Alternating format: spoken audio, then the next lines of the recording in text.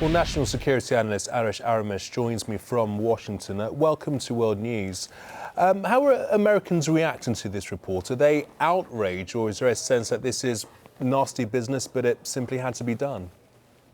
It depends on whom you talk to.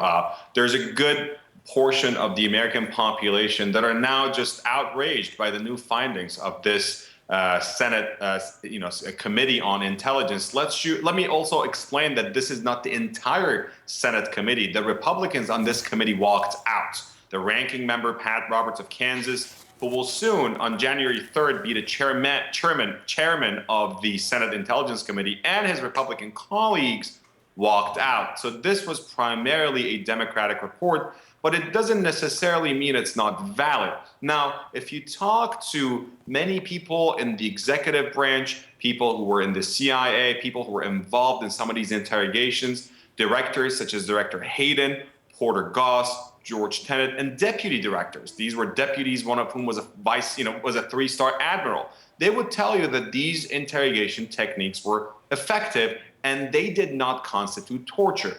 On the other hand, there is a whole lot of other evidence, body of evidence, and other people, and other group of experts who would say that these interrogation techniques from 2002 to 2006 went beyond what even that controversial law had set boundaries for. B, they lied about the effectiveness of these measures to oversight committees, to members of the executive, and especially the legislative branch.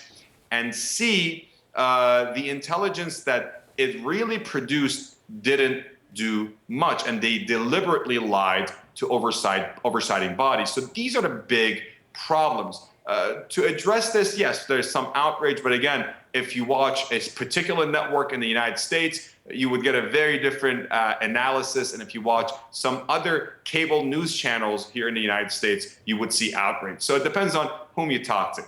And from where you are, is there likely to be some sense, some element of individual accountability, maybe perhaps even leading to prosecutions?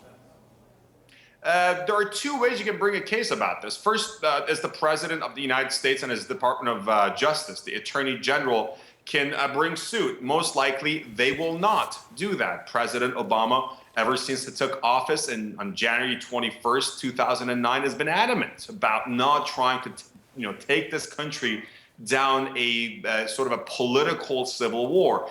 Bringing a case about this would open a federal lawsuit against President Bush, Vice President Cheney, Secretary of Defense Rumsfeld, people in the Department of Justice, from Ashcroft to Mukasey to Alberto Gonzales. We're talking about directors of the Central Intelligence Agency, George Tenet, then Porter Goss, then Hayden, even deputy directors, people who were in charge of the clandestine services, Jose Rodriguez. Everybody would be indicted, all the way down to the rank and file. That's not going to happen from the Obama administration or the Justice Department. On the other hand, even if you were to bring a private action against people in charge, we've had cases before where people who claimed they were tortured brought cases against Rumsfeld. Hamdi versus Rumsfeld is one big case. The court usually throws these, when I say the court, either the Supreme Court or federal circuit courts, appeals courts, or even district courts. They throw these cases out on a number of reasons. First and foremost,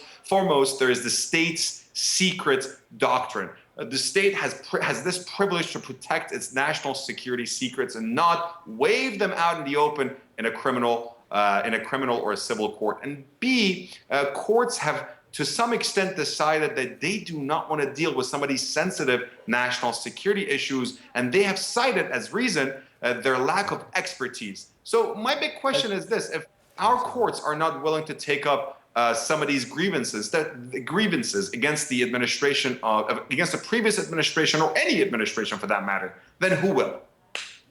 Okay, Arash, as ever, always good to talk to you. Arash Aramesh talking to us from Washington.